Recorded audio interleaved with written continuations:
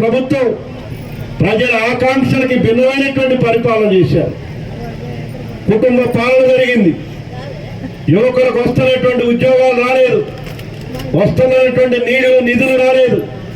ఒక తీవ్రమైనటువంటి అన్యాయం జరిగినటువంటి పరిస్థితుల్లో మొన్న జరిగినటువంటి ఎన్నికల్లో కాంగ్రెస్ పార్టీని గెలిపించారు ప్రజలు. పార్టీ అధికారంలోకి వచ్చింది. ఇవాళ అధికారంలోకి వచ్చిన తర్వాత సంవత్సరాల కాలం అయింది. మనం కూడా ఆ గెలుపులో మన భాగస్వామ్యం కూడా ఉంది. మనమేమి కాంగ్రెస్ పార్టీని గద్దె దిగాలని మనం చెప్పట్లేదు. ఇప్పటికీ కాంగ్రెస్ తోటే మనం మిత్రపక్షమే. కానీ అదే సందర్భంలో ప్రజలకు ఇచ్చినటువంటి మీరు ఇచ్చినటువంటి వాగ్దానాలు అమలు చేయాలని కమ్యూనిస్ట్ పార్టీగా డిమాండ్ చేస్తున్నాం. మీరు అమలు చేయకపోతే ఇవాళ ప్రజల్లో ఉన్నటువంటి అసంతృప్తి అది ఆగ్రహంగా మారుతుంది. ఆగ్రహంగా మారితే కేసీఆర్కి ఏ గుణపాఠం వచ్చిందో మీకు కూడా అదే వస్తుంది. అందుకని అటువంటి పరిస్థితి రాకుండా మీరు ఎన్నికల సందర్భంగా ప్రజలకు ఇచ్చినటువంటి హామీలను అమలు చేయాలి. చెప్పొచ్చు రేవంత్ రెడ్డి గారు మేము అమలు చేయడానికి డబ్బులు లేవు, అప్పులు కొట్టట్లేదు, మేము పోతే మమ్మల్ని దొంగలు చూసినట్టు చూస్తున్నారు, చెప్పులు ఎత్తకపోయేటట్టు, ఇవి చెప్తే ప్రజలు నమ్మరు. కేసీఆర్ గారు రుణమాఫీ చేస్తామని మొదటిసారి గెలిచినప్పుడు 1,00,000 చేస్తామని 4 సార్లు చేసిన వడ్డీకి సరిపోయినాయి. రెండోసారి చేస్తామని 4 సంవత్సరాల తర్వాత కొద్దిమందికి చేసి అయిపోయింది అన్నాడు. అందుకే రైతులు ఆయన గుణపాఠం చెప్పారు. కానీ మీరేం చేస్తున్నారు? ఇప్పుడు 2 లక్షలు మాఫీ చేస్తామని 1,00,000 చేసి అయిపోయింది అంటున్నారు. అయిందా రుణమాఫీ సంపూర్ణంగా? చాలా మంది రైతులు అయింది ఆయన రుణమాఫీ మీ అందరికీ కాదు, 50% అయింది. రుణమాఫీ చేయాలా? డబ్బులు లేవంటే కుదరదు, సంపదను సృష్టించాలా. ఆ సృష్టించినటువంటి సంపదని ఈ దేశంలో ప్రజలకి పంపిణీ చేయాలా సక్రమంగా. అదే అప్పుడే నువ్వు నిజమైనటువంటి పరిపాలన దక్షుడు అవుతావు. రైతు బంధు ఆయన 5,000 ఇచ్చిండు, మేము 7,500 15,000 ఇస్తామని చెప్పారు. మనం చెప్పమన్నాం అండి? మీరేగా చెప్పింది రైతాంగానికి. మీరు ఆగండి, అప్పులు కట్టద్దు, 2 లక్షలు మీ వస్తువులు మాఫీ చేస్తామని చెప్పారు. మేము 15,000 ఇస్తామని చెప్పారు. కౌలు రైతులు కూడా ఇస్తామన్నారు. అడి చేసి ఇడి చేసి అడి చేర్చలు ఇడి చేర్చి చెప్పి 15 సాధ్యం కాదు, 12 ఇస్తామన్నారు.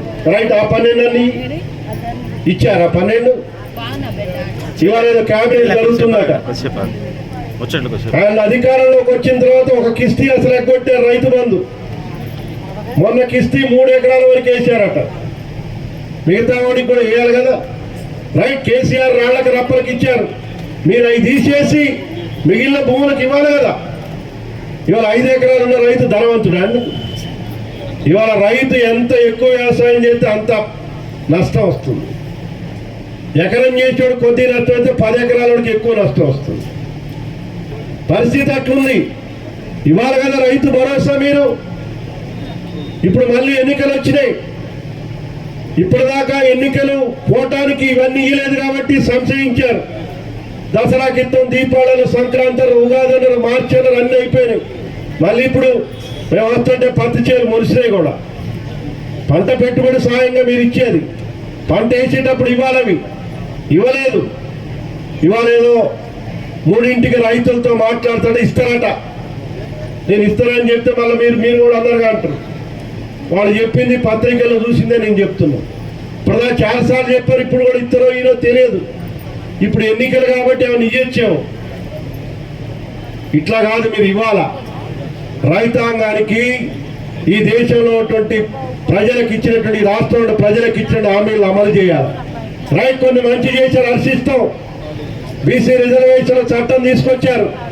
రైట్, బ్రహ్మాండం. కమ్యూనిస్ట్ పార్టీ కూడా బీసీ రిజర్వేషన్లకు అనుకూలంగా మీరు చేసినటువంటి చట్టాన్ని కేంద్ర ప్రభుత్వాన్ని కూడా మెడలుంచి దాన్ని అమలు చేయాలని మేము కూడా మీ వెనక వస్తాం. మహిళలకు ఉచిత బస్సు ఇచ్చారు, మంచిగా బస్సు ఎక్కుతారు, తిరుగుతారు. ఇప్పుడు ఏం చేశారు? 20% బస్ ఛార్జీలు పెంచారు. మీ మొగుళ్ళు ఎక్కితే 20% అదనం కట్టాలి, మీ ఛార్జీ కూడా కట్టాలి. అంతే కదా. మహిళలు ఉత్సవం బస్సు తిరిగిందని సంతోషపడుతుంటే ఎవరు ఎక్కుతారండి అసలు ఆర్టీసీ బస్సు? పేదవాడు, అట్టాలు ఉంటాడు, పేద ప్రజలే బస్సు ఎక్కుతారు. పెద్దవాడు కారు ఉన్నాడు బస్సు ఎక్కడ కదా. ఇప్పుడు నువ్వు బస్ ఛార్జ్ ఇచ్చినా ఎక్కడ, ఛార్జ్ ఇవ్వకపోయినా ఎక్కడ. పేదవాడు ఎక్కేటువంటి బస్సుకి నిన్న కాక మొన్న 20% ఛార్జీలు పెంచారు. 10 రూపాయలు ఉన్న ఛార్జీ ఇప్పుడు 13 రూపాయలు అయింది. మీ ఛార్జీ కూడా అక్కడ వసూలు చేస్తుంది. ఇది కాదు కదా, ఇది చేస్తే మళ్ళీ మిమ్మల్ని ప్రజలు ఊరుకుంటారా? అందుకని మీరు ఇచ్చినటువంటి హామీలు 6 గ్యారెంటీలు కానీ, రైతాంగానికి ఇచ్చే రైతు భరోసా, రుణమాఫీ, మన రవీంద్రబాబు గారు ఎప్పుడు మా రైతు సంఘం మీటింగ్లు కొట్లాడతాడు. పంటల బీమా పథకం అని ఉండేది, కేసీఆర్ వచ్చేసినాక అసలు ఎత్తేసింది. ఏదైనా చీడపీడలు వచ్చానో, అధిక వర్షాలు వచ్చానో, వర్షాలు లేకపోతే పంట నష్టపోతే ఇన్సూరెన్స్ గవర్నమెంటే కడితే కొద్ది గొప్ప నష్టపరిహారం వస్తుంది రైతుకి. అసలు కేసీఆర్ వచ్చినాక ఆ పథకాన్ని ఎత్తేసింది. అవన్నీ ఎత్తేసి రైతు బంధు అని 5,000 ఇచ్చాడు. మనకు సంబరం. అందరూ ఏమంటారంటే ఇప్పుడు కాంగ్రెస్ వాళ్ళు రైతు భరోసా ఇవ్వకపోయేసరికి ఆ ముక్కోడేనయ్యో వాడు 5,000 ఎప్పుడు పడితే అప్పుడు ఇచ్చిండు రైతు బంధు అంటున్నాడు. అందుకని ఇప్పుడు పంటల బీమా పథకం మేము రాగానే పంటల బీమా పథకం తీసుకొస్తాను మన వ్యవసాయ మంత్రి తుమ్మల నాగేశ్వరరావు కూడా ఇప్పటికి 30 సార్లు చెప్పిండండి. మేమే కడతాం ప్రీమియం, రైతులకు పైసా ఖర్చు లేకుండా మొత్తం మేమే ప్రీమియం కడతాం, పంటల బీమా పథకం తీసుకొస్తామని చెప్పాను. నేను కలెక్టర్ ఆఫీస్లో మీటింగ్ పెడితే అడిగా, మాకు ఇవన్నీ ఏమవుతుందండి, రైతు బంధు ఇస్తే ఇచ్చారు, ఇవ్వకపోతే ఇవ్వకపోయినా మీ ఇష్టం, మీరే చెప్పారు కాబట్టి మీరే మమ్మల్ని అందరినీ పిలిచి అడిగారు. ఎన్ని ఎకరాలకి ఇద్దాం, 2 ఎకరాలకి ఇద్దాం, 5 ఎకరాలు. అరే మీరు ఇచ్చేది మీరు ఇస్తామనేది మీరు మమ్మల్ని ఎందుకు అడుగుతారండి? మీరు ఎంత కీయించుకుంటే అంత కీయను. ఇవన్నీ కావు, పంటల బీమా పథకం అమలు చేయండి మీరు చెప్పారు కదంటే అది రేపే అమలు చేస్తాం, మేము ఆల్రెడీ తయారైందని చెప్పి. ఇప్పుడు 3 సీజన్లు అయిపోయినాయి, ఇప్పటి వరకు దాని గురించి మాటే లేదు. ఇట్లా మాటలు చెప్తే వాళ్ళ ప్రజలు మిమ్మల్ని కూడా తిరస్కరించేటువంటి పరిస్థితి వస్తుంది. అందుకని కమ్యూనిస్ట్ పార్టీగా మనం ఏమి కాంగ్రెస్ పార్టీకి శాపనార్థాలు పెట్టట్లే, కానీ మీకు నైతిక బాధ్యత ఉంది. ఈ ప్రజలకు ఇచ్చినటువంటి హామీలను అమలు చేయాల్సినటువంటి బాధ్యత నుంచి తప్పించుకోవద్దని ఈ మహాసభ సందర్భంగా డిమాండ్ చేస్తున్నాం. ఇవాళ అనేక పథకాలు చెప్తున్నారు. ఇందిరమ్మ ఇళ్ళు ఇక్కడ చింతకాని మండలంలో బట్టి గారు మనతోటి మంచిగానే ఉంటాడు, ఎందుకంటే మనం రాజకీయ భిక్ష పెట్టిందే. మనం ఎమ్మెల్సీగా గెలిపించడంలో కమ్యూనిస్ట్ పార్టీ పాత్ర ఉంది. ఆయన 3 సార్లు ఎమ్మెల్యేగా కావటంలో కమ్యూనిస్ట్ పార్టీ పాత్ర ఉంది. ఇది ఎవరు కాదనేటువంటి సత్యం. ఇవాళ ఇందిరమ్మ ఇళ్ళు, ఇందిరమ్మ కమిటీలు అక్కడక్కడ ఇచ్చారేమో నాకు తెలియదు, కొన్ని గ్రామాల్లో ఇచ్చారు. అంతటా ఇవ్వాలి కదా, ఒక బట్టిగానే కాదుగా మిగిలిన ఎమ్మెల్యేలు కూడా. సిపిఐ మీకు కూడా ఓట్లేసి 1 సీట్ ఇస్తే మిగిలిన 118 సీట్లలో ఓట్లు వేసినాం కదా. అక్కడ ఒకటి ఇందిరమ్మ కమిటీల్లో సిపిఐ వాళ్ళకి ఇస్తే నష్టమా? మీకేమన్నా నష్టం జరిగిద్దండి? ఇంకా లాభమే జరిగింది కదా. ఇవాళ చాలా మంది ఇక్కడకు ఇచ్చారు. ఇక్కడ ఇచ్చినందుకు బట్టి గారికి హృదయపూర్వకమైనటువంటి అభినందనలు. మీరు మేము మంచిగా ఉంటేనే అంతా సవ్యంగా సాగుతుంది. గతాలు కూడా గుర్తుంచుకోవాలా. ఇప్పుడు మనం గద్దెనెక్కినవని పాతవి మర్చిపోతే, చరిత్రను మర్చిపోతే చరిత్ర మనం ఎప్పుడు క్షమించదు. అది ఎవరైనా. ఇవాళ ఇందిరమ్మ ఇళ్ళు అనేక గ్రామాల్లో కాంగ్రెస్ పార్టీ నాయకులు పంచుకుంటారు. మా పార్టీ కండవా కప్పుకుంటే నీకు ఇల్లు ఇస్తాం, కండవా కప్పకపోతే ఇల్లు ఇవ్వమని కొన్ని గ్రామాల్లో మాట్లాడుతున్నారు. ఇది కాదు కావాల్సింది. అందరికీ మీరు చెప్పిన ప్రకారం ఇల్లు లేనటువంటి ప్రతి పేదవాడికి ఇందిరమ్మ ఇల్లు కట్టివ్వాల్సినటువంటి బాధ్యత ఈ ప్రభుత్వం మీద ఉంది. అందుకని వాటి కోసం ఇవాళ ఈ ప్రభుత్వాన్ని మనం డిమాండ్ చేస్తున్నాం. ఇందిరమ్మ ఇల్లు ఇవ్వండి, మీరు పెంచుతున్నటువంటి పెన్షన్లు పెంచండి, ఈ రైతు బంధు ఇవ్వండి, రైతు రుణమాఫీ అమలు చేయండి, పంటల బీమా పథకాన్ని తీసుకురండి. వీటన్నిటిని అమలు చేసి ప్రజల విశ్వాసాన్ని మరింత చూడగలమని కాంగ్రెస్ పార్టీని డిమాండ్ చేస్తున్నాం. వాటి అమలు కోసం పొత్తే పోరాటమే. ప్రజల సమస్యల మీద కమ్యూనిస్ట్ పార్టీ ఎప్పుడూ రాజీ పడేది లేదు. ఆ ప్రజల సమస్యల మీద రేపు జరిగేటువంటి రాష్ట్ర మహాసభల్లో పోరాట కార్యక్రమాన్ని అమలు చేయకపోతే వీటిని అమలు చేయించే దానికోసం పోరాట కార్యక్రమాలకు కూడా కమ్యూనిస్ట్ పార్టీ సిద్ధం అవుతుంది. పోరాటాల ద్వారానే సాధించుకున్నాం ప్రతి ఒక్కటి. వీటన్నిటిని కూడా అటువంటి పోరాటం ద్వారా సాధించుకున్నాం. చాలా మంది అనొద్దు మీరు పోరాటం చేస్తే ఏమైందని. నేను ఒక్కటే ఈ సందర్భంగా గుర్తు చేస్తున్నా, కమ్యూనిజం పదైపోయింది, ఇక కమ్యూనిస్టులు లేరనేటువంటి చంద్రబాబు నాయుడిని విద్యుత్ ఛార్జీలు పెంచితే ఆ పెరిగినటువంటి విద్యుత్ ఛార్జీలకు వ్యతిరేకంగా ఈ ఉమ్మడి ఆంధ్రప్రదేశ్ రాష్ట్రంలో వామపక్షాల ఆధ్వర్యంలో ఒక మహత్తరమైనటువంటి ఉద్యమాన్ని తీసుకొస్తే ఇప్పుడు 20 సంవత్సరాలుగా ఎవడు ముఖ్యమంత్రి వచ్చినా విద్యుత్ ఛార్జీలు పెంచాలంటే భయపడేటువంటి స్థితిని ఈ రాష్ట్రంలో కమ్యూనిస్టుల యొక్క పోరాటం వల్ల తీసుకొచ్చామనేటువంటి వాస్తవాన్ని గ్రహించాలని చెప్పేసి నేను మనవి చేస్తాను. అందుకని ఈ అన్ని సమస్యల మీద భవిష్యత్తులో పోరాటానికి మన కార్యకర్తల్ని ప్రజల్ని సమాయత్తం చేసేటువంటి కార్యాచరణ ఈ మహాసభలో చర్చించమని చెప్పేసి నేను మనవి చేస్తున్నాను. చివరిగా ఈరోజే కేబినెట్ సమావేశం జరగబోతా ఉంది. ఇప్పటిదాకా వాయిదా పడినటువంటి స్థానిక సంస్థల ఎన్నికలకి ఈ నెలాఖరికి షెడ్యూల్ ఇస్తామనేటువంటి వార్తలు వస్తున్నాయి. పెట్టాలని మనం కూడా కోరుతా ఉన్నాం. ఇప్పటికే ఫైనాన్స్ నిధులు రాక గ్రామ పంచాయతీలు నిధులు లేక మురికి కుప్పాలుగా తయారవుతున్నాయి. కనీసం గ్రామ పంచాయతీలో పనిచేసేటువంటి సిబ్బంది కూడా వేతనాలు లేనటువంటి ఒక దుస్థితి ఇవాళ తెలంగాణ రాష్ట్రంలో జరుగుతూ ఉంది. ఎన్నికలకు సంబంధించి చింతకాని మండలం, ఈ మండల కమ్యూనిస్ట్ పార్టీకి ఒక చరిత్ర ఉంది. ఈ కమ్యూనిస్ట్ పార్టీ ఏదో అల్లా టప్పాగా అధికారంతో ఉంటే ఏర్పడేటువంటి పార్టీ కాదు. అనేక గ్రామాల్లో ఘర్షణలు, ప్రతిరోజు రక్త తర్పణతోటి ఆఫీస్కి వస్తున్నటువంటి అనేక మంది కామ్రేడ్స్ చూశాను. కొదమూరు, వందన లాంటి గ్రామాల్లో అట్టడుగునటువంటి పేద ప్రజలు కమ్యూనిస్ట్ పార్టీ ఎర్ర జెండా కోసం తమ జీవితాలను కూడా త్యాగం చేసి పార్టీ కోసం జైళ్ళని, కేసులను కూడా ఎదుర్కొని కాళ్ళు చేతులు నరికేసిన ఈ ఎర్ర జెండాను వదలని నికార్సుగా నిలబడ్డటువంటి అనేక మంది కామ్రేడ్స్ ని నేను విద్యార్థి దశ నుంచి ఈ మండలంలో చూశాను. అనేక మంది కామ్రేడ్స్ ఇప్పుడు అమరులయ్యారు. ఆ అమరవీరులు నిర్మించినటువంటి ఉద్యమం ఇది.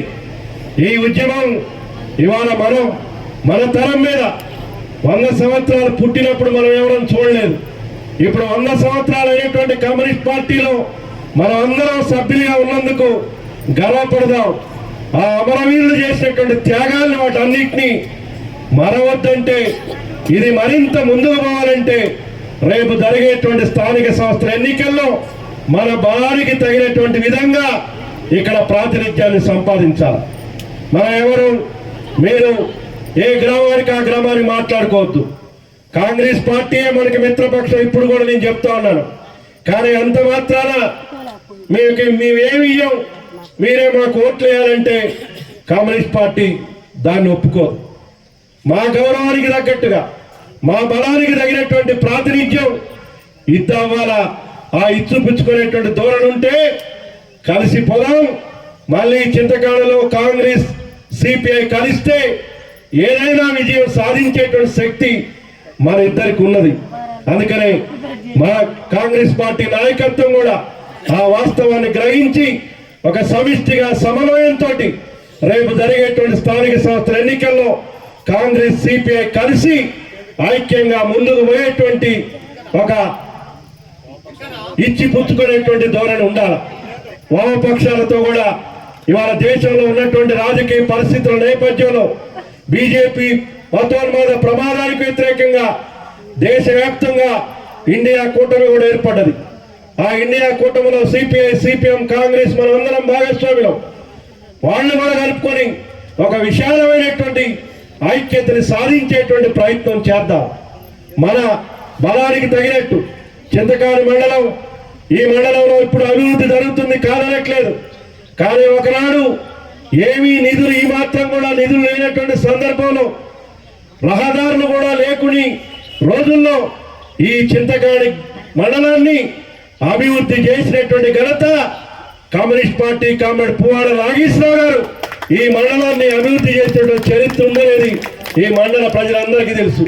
రాజకీయాలకు అతీతంగా ప్రతి గ్రామంలో అనేకమైనటువంటి సౌకర్యాలు ఏర్పాటు చేసినటువంటి చరిత్ర మనకుంది.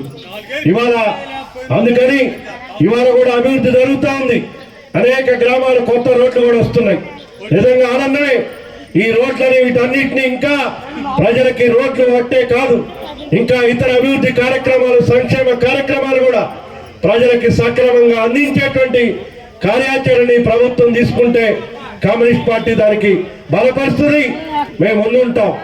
అదేవిధంగా రేపు స్థానిక సంస్థల ఎన్నికల్లో కూడా మన బలాన్ని జిల్లా కార్యవర్గంలో ఎంపీటీసీలు, సర్పంచులు మనం ఏమేమి పోటీ చేయాలనేది కొన్ని ప్రాథమికంగా ప్రణాళిక రూపొందించాం. వాటన్నిటిలో మనం పోటీ చేయాలా. మీరు మాట్లాడుకొని ఎక్కడికక్కడ లోకల్గా మాట్లాడుకోవద్దు. ఒక సమిష్టిగా మండల నాయకత్వం కూర్చొని పరస్పర అంగీకారానికి వచ్చి మనం చింతకాని మండలం 2 సార్లు ఎంపీపీగా గెలిచినటువంటి చరిత్ర ఉంది. కాబట్టి విజయమ్మ గారు ఇక్కడే ఉన్నారు, ఎంపీపీ. ఇంకొక ఎంపీ పోయాడు, కాలగర్భంలో కలిసిపోయాడు. మనం ఏం బాధపడాల్సిన పని లేదు. ఎవడో మనకి జెండాను మారినటువంటి ఆదర్శం కాదు. ఈ జెండా కోసం నికాసుగా కష్టం వచ్చినా నష్టం వచ్చినా నిలబడ్డాడే నిజమైనటువంటి కమ్యూనిస్టు. అన్ని బాగుంటే ఎమ్మెల్యేలు, ఎంపీలు ఉంటే కమ్యూనిస్ట్ పార్టీలో ఉండటం గొప్ప కాదు. ఏమీ లేనప్పుడు కష్టకాలంలో ఈ కమ్యూనిస్ట్ పార్టీ నిలబెట్టినోడే నిజమైనటువంటి కమ్యూనిస్టు. ఎవడైతే ఎర్ర జెండాలు మోస్తాడో వాళ్ళే నిజమైనటువంటి కమ్యూనిస్టు. అటువంటి వాళ్ళని మనం ఆదర్శంగా తీసుకుందాం.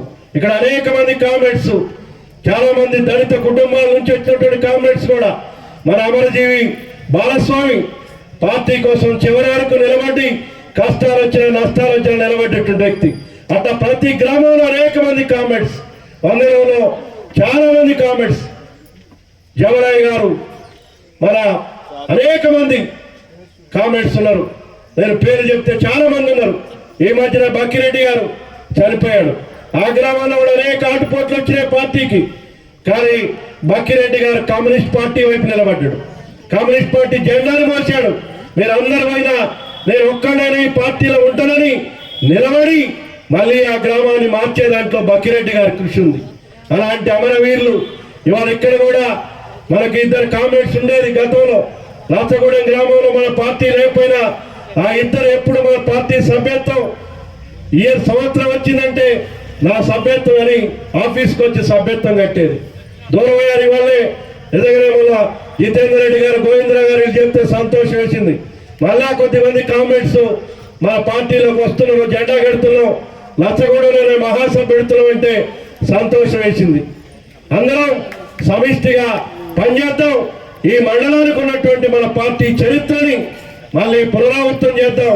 మళ్ళీ తిరిగి మన గౌరవానికి, మన బలానికి తగినటువంటి ప్రాతినిధ్యాన్ని మండలంలో, గ్రామ పంచాయతీల్లో వీటన్నిటిలో సాధించే దానికోసం అందరూ ఐకమత్యంగా పనిచేయండి.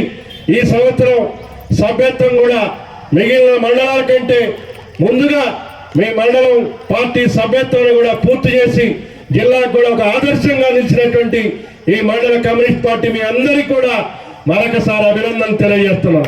పార్టీ కార్యక్రమాలకు కూడా ఇంకా చాలా మంది చాలా గ్రామాల నుంచి ఖమ్మానికి దగ్గర, ఇప్పుడు మీరు కలెక్టర్ ఆఫీస్ కూడా దగ్గర, ఏ పార్టీ కార్యక్రమం పిలుస్తుంటే ఇక్కడ నుంచి మంచిగా వస్తా ఉన్నారు. ప్రజా సంఘాల నిర్మాణం కూడా రైతు సంఘం నాయకుడు, జిల్లా కార్యదర్శి మీ మండలం వాడే, జిల్లా వ్యవసాయ కార్మిక సంఘం అధ్యక్షుడు మీ మండలం వాడే. ఇవాళ అనేక సంఘాలని ఇంకా నిర్మాణం చేసుకోవాలి. మన పార్టీని గ్రామాల్లో కూడా కొత్త తరం. నిజంగా సంతోషం. నేను ఈ సందర్భంగా మిగతా గ్రామాలలో కూడా నేను ఒక ఉదాహరణ చెప్పదలుచుకున్నా. కామెడ గోపి, దోసరి గోపాలరావు, నేనడా ఆ కామెడీని చూస్తే నిజంగా అతను ప్రజలు తప్ప ఇంకొక పని లేదండి ఆయనకి. ఆ గ్రామంలో ఏ సమస్య వచ్చినా, వాడికి హాస్పిటల్ సమస్య అయినా, వాడికి సీఎంఆర్ఎఫ్ రిలీఫ్ ఫండ్ రావాలన్నా, వాడికి సంక్షేమ పథకం రావాలన్నా, ఏ సమస్య వచ్చినా అక్కడ నుండి ఆ సమస్యని పరిష్కారం చేస్తూ ఇవాళ నేడు గ్రామంలో ఇవాళ చిన్న వయసు అవుతుంది అయినా మిగిలినటువంటి అన్ని రాజకీయ పార్టీ నాయకుల కంటే అధికారంలో, ప్రజల్లో కూడా ఒక విశ్వాసాన్ని చూడగలడంటే అది ప్రజల్లో నాలుకలా వ్యవహరించబట్టి. మిగతా గ్రామాల్లో కూడా ఉన్నారు చాలా మంది. నేనేదో మిగతా ఎక్కడ లేరని చెప్పట్లేదు, కానీ దాన్ని ఆదర్శంగా తీసుకోవాలి. కమ్యూనిస్ట్ అనేవాడు